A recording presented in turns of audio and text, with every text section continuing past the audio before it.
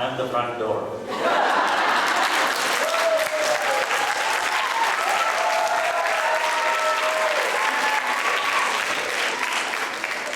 My name is Deepika and I was Kirsten's one.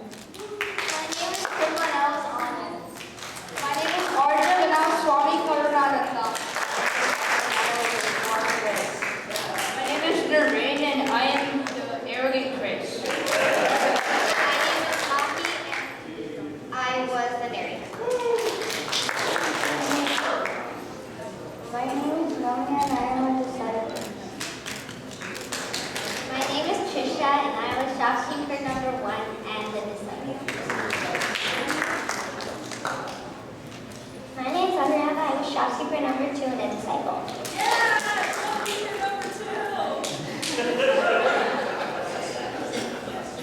My name is Sukanya and I played as the driver and a disciple. My name is Shreya and I was the disciple. My name is Veda Samhita and I was the disciple.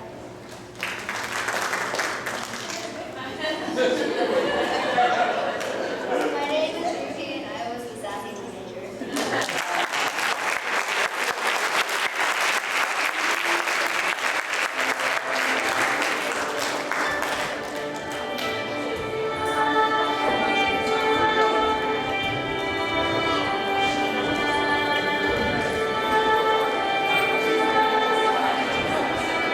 Let's give another round of applause to group 2.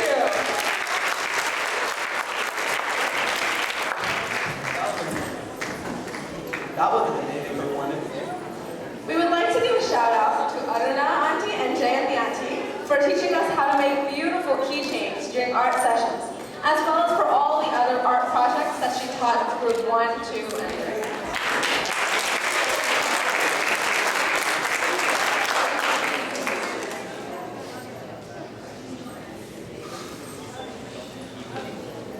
So, Kriti, I have a confession for you.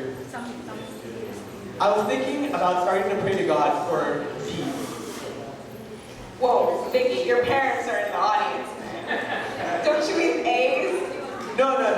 I mean D's. I mean the 3 D's.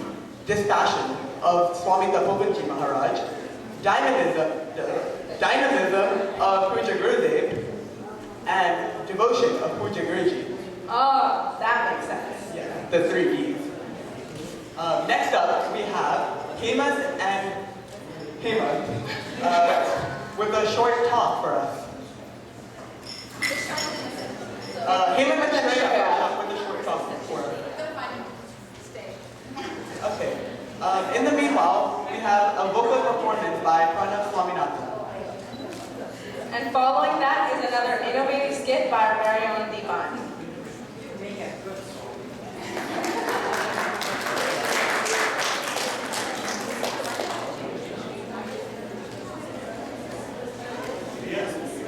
Following that, we have a vocal performance by Pranav Swaminathan. Let's give him a round of applause.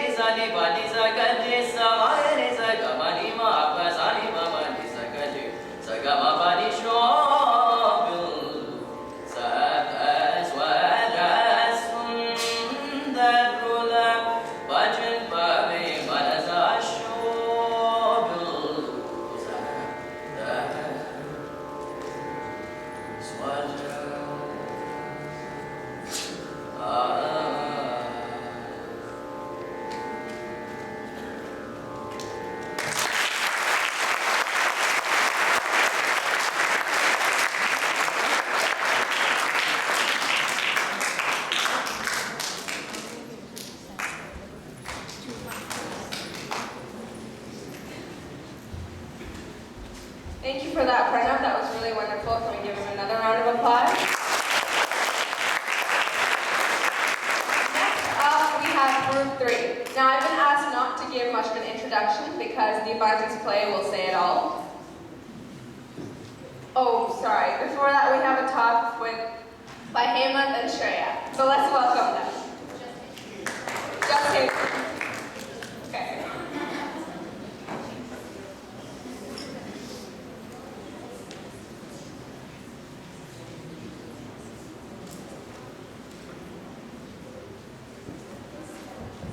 Howdy everyone. Some of you might know me, some of you might not know me, so I'll give a brief introduction. For those of you who don't know me, my name is Hemant. I'll say who my mom is in a bit, but some of you already know who she is, and she's standing right by the door. So anyway, I have already graduated 3 years ago, and I'm proud to say that I've been a youth camp member for 9 times since 2002.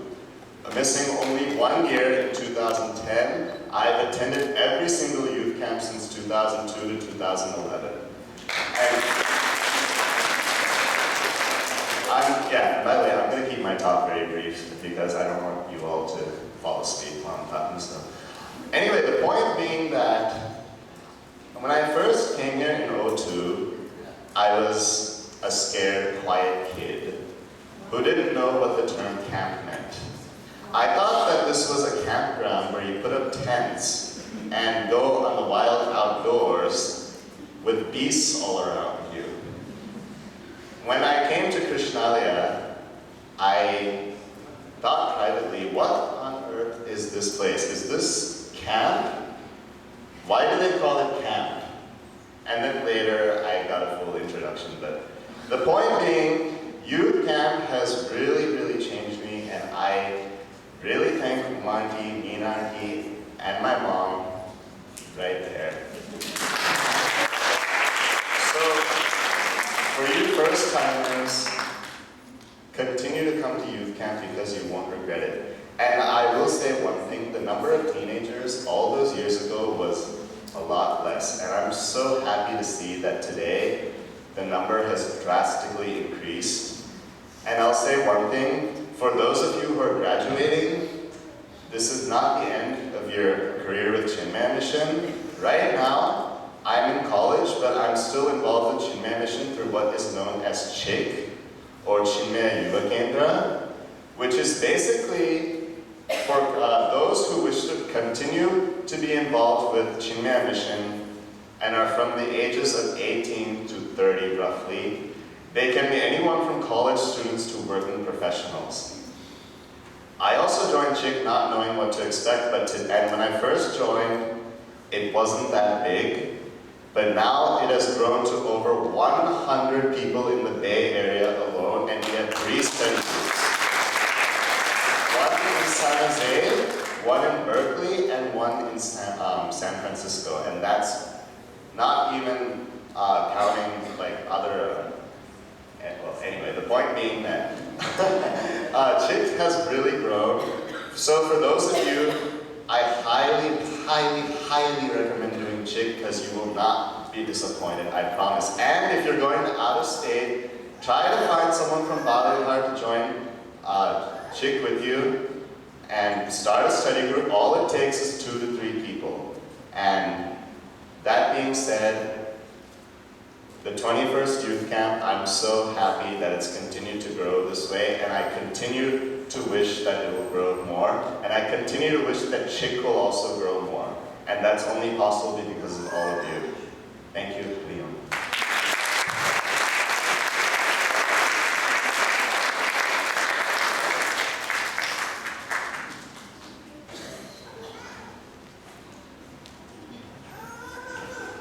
Now here we have another innovative skit written by our very own Deepa Auntie.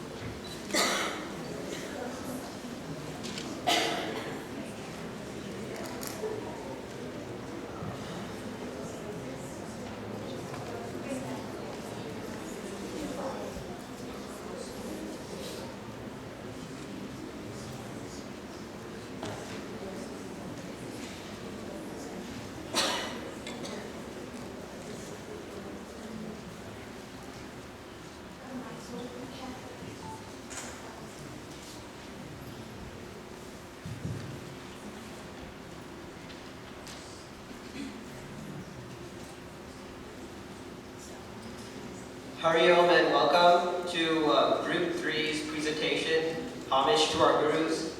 Just a side note, our props are very minimal and are symbolic, so if you don't see us dressed up that much, it's all symbolism. So, thank you and enjoy the show.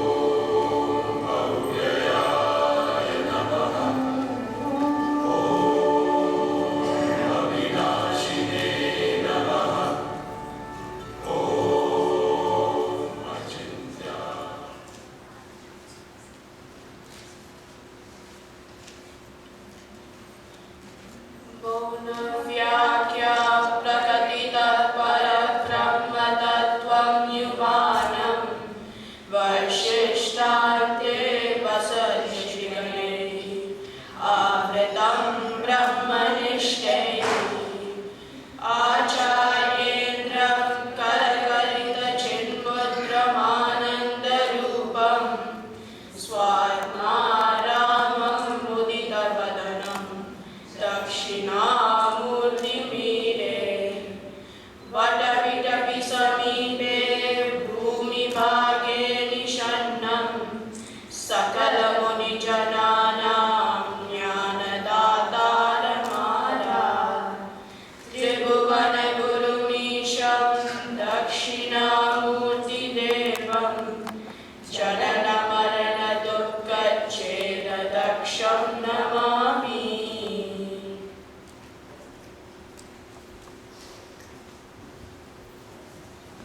I worship Sri Dakshinamurti, the young guru, who teaches the knowledge of Brahman through silence, who is surrounded by disciples who themselves are rishis and scholars in the Vedas, who is the teacher of all teachers, whose hand is held in the sign of knowledge, Chimudra, whose nature is bliss, who ever revels in his own self, and who is ever silent. I bow down to Sri Dakshinamurti, the Lord of the three worlds, the destroyer of miseries of birth and death. He is seated on the ground under a banyan tree and grants knowledge to all the rishis who have assembled near him. What you just heard are the first two of 7 verses from the Dakshinamurti Dhyana Stotram. This presentation is a homage to one of the most sacred traditions of our Hindu culture, the Guru Shishya Parampara. Parampara means the tradition from para to apara, higher to lower. In the context of spirituality, it is the transference of the highest knowledge or truth from a guru who is established in Brahman to a shishya or a disciple. Our first or Adi Guru is Lord Shiva himself. Hence, we started our program with a pranam to Lord Dakshinamurti. Pure knowledge, blessed by the eloquent silence of Lord Dakshinamurti, was absorbed by the quiet, ready, and alert minds of ancient sages. Based on the immortal backdrop of Guru Parampara, God, the Supreme Guru, and self within all, awakened the inspired lineage of sages, which include Veda Vyasa, Shankaracharya, Pujya Swami Shivananda, Tapovan Maharaj, and Pujya Swami Chinmaya, lovingly known as Gurudev. Upon Gurudev's Mahasamadhi on August 3, 1993, Swami Tejamananda, at that time head of all of North America's mission activities, returned to India from San Jose, California, and was appointed head of Chinmaya Mission worldwide. He took on his new role with great humility and said, "I am not in Swami Chinmayananda's shoes. I am at his feet." Swami Tejamananda, fondly known as Guruji, has dedicated his life to continuing and expanding Gurudev's spiritual vision. We will next honor Ved Vyasji. Vyasji's contributions were monumental. The Vedas, which means treasure of knowledge, or the source or means of knowledge, were originally just one body of knowledge, but were divided into 4 Vedas: Rig, Sama, Yajur, and Atharva Veda.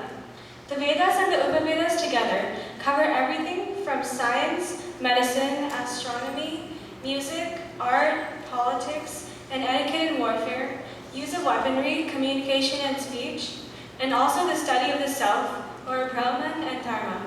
He also authored the Brahma Sutra, a compendium of 555 verses containing the entire philosophy of the Upanishads and 18 Puranas, which address several topics such as creation or cosmology, maintenance, destruction, recreation, genealogy of our deities, and the history of our solar and lunar dynasties and their descendants. The Vedas are very difficult to understand by common man, hence Lord Brahma asked Vyasji to write the Mahabharata, which would include everything in the Vedas in the form of a story. The Mahabharata is known as the 5th Veda since it contains the knowledge of the 4 Vedas but in a format that we can understand. Within the Mahabharata, we find the beautiful gem, the teachings of Lord Krishna to Arjuna on the battlefield of the Kurukshetra in the form of the Bhagavad Gita. The Bhagavad Gita is contained in 700 verses over 18 chapters. The Vedas are very difficult to understand by common man, hence Lord Brahma asked Vyasji to write the Mahabharata, which would include everything in the Vedas in the form of a story. The Mahabharata is known as the 5th Veda since it contains the knowledge of the 4 Vedas but in a format that we can understand. Within the Mahabharata, we find the beautiful gem, the teachings of Lord Krishna to Arjuna on the battlefield of the Kurukshetra in the form of the Bhagavad Gita. The Bhagavad Gita is contained in 700 verses over 18 chapters. What? Look at them. I can't do this. This is impossible. There's Bhishma Pitama, Kripacharya, and Dronacharya.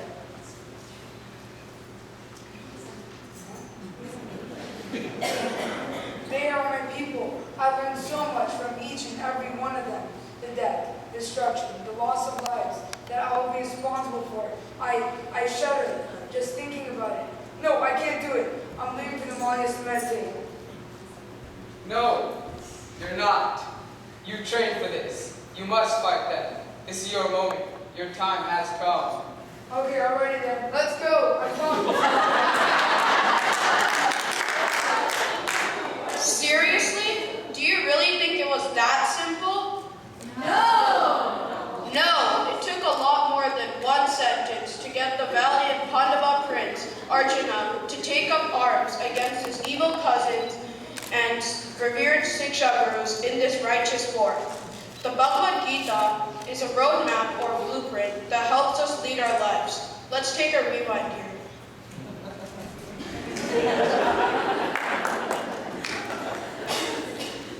What?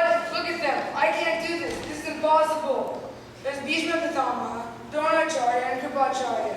They are my people. I've learned so much from each and every one of them. The death, the destruction, the loss of life that I will be responsible for. I shudder just thinking about it. No, I can't do it. I'm leaving for the CMSJ. Sri Krishna Ji gave Arjuna the needed teachings to correct his vision for who he was and what he was fighting for. Sage Vyasji's accurate documentation of our Lord's teachings made this magnificent jewel, this wisdom of the ages, available to all of mankind. When we read the Bhagavad Gita, or it is explained to us by our gurus, and we understand the message, it is like Sri Krishna Ji is talking to each and every one of us. Here are the teachings. Number 1, we are more than just this body. The body is limited, but the Atman, our higher self, is unlimited, infinite, free, and real. Hence, what is there to fear? Nothing but fear itself. Number 2, do not fail in doing your duty. Number 3, do your duty and a little bit more. Number 4, do not miss your daily appointment with God. Number 5, whatever you do it for the love of God. When we work from a place of love, surrendering our actions, no matter how ordinary or simple, the action becomes extraordinary. When we allow ourselves to become an instrument of God, our work will be better, more effective, and useful, for we are free from our own limitations. Surrendering, renunciating, or the act of giving up must involve giving up ego and the fruits of action, but not the work. Number 6, be humble. Live a God-centered life, not an ego-centered life. Number 7, rejoice in everything that you face in life. There is a reason behind everything that happens. Swami Chinmaya has said, I studied the Gita, and it was of great help to me. Therefore, I recommend it to everyone. everyone, Om Gita Jnana Yajna Pracharakaya Namaha. Salutations to the apostle of Gita Jnana Yajna. Born in 786 AD, Shankaracharya's spiritual brilliance was evident at an early age. He was quickly becoming the master of Advaita philosophy. At the age of 15, he wrote commentaries on the Vishnu Sahasranama. One of his most popular compositions is Bhaja Govinda, which describes life as short and fleeting, like a dewdrop on a lotus petal, ready to fall at any time. One must therefore realize one's spiritual identity before giving up the body. One day, Shankar was returning with his disciples after a bath in the Ganga when they saw a Chandala, a road sweeper. Shankar's disciple asked the Chandala to move out of the way. The untouchable or outcast in turn asked Shankara what he meant by the words move away. Should I move my body, which is made of the same 5 elements as yours, or my soul? If it is my soul or my consciousness, how can I move that which is already everywhere, thundered the outcast. Re Chandala, Naradama, Gacha, Dura Gacha, Yesham Asmakam Guruhu, Dharmo Dat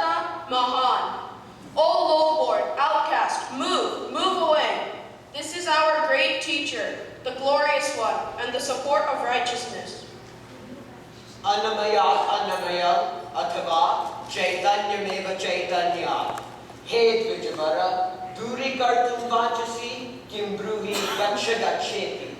Oh, best among the twice born, by saying, move away, move away. Do you wish to move the matter from the matter, or do you mean to separate the spirit from the spirit? Realizing that this Chandala was no ordinary being, but one who had realized the spiritual essence, Shankara prostrated before him. It was then that the untouchable revealed his true identity to be none other than Lord Shiva himself. 5 spontaneous verses of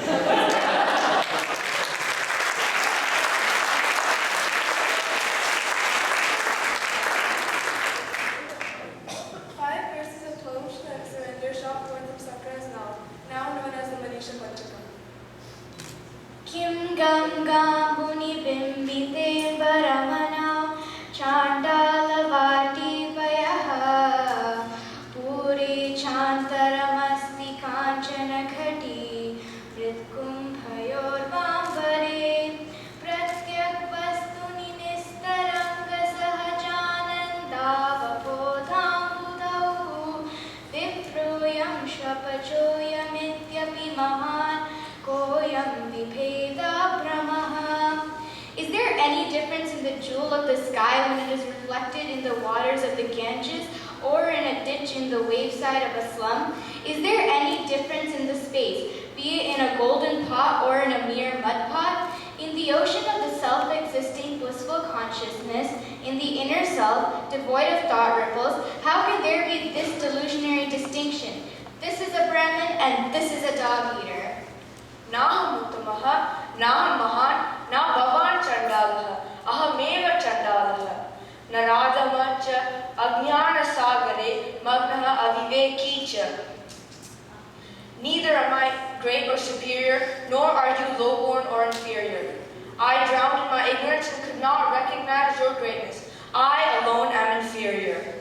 Shankara declares boldly that he is ready to bow down before a realized soul, irrespective of caste or creed. The Jagat Guru, Lord Shiva, took the form of an outcast and removed the very last vestige of imperfection in his disciple, the great teacher Adi Shankaracharya.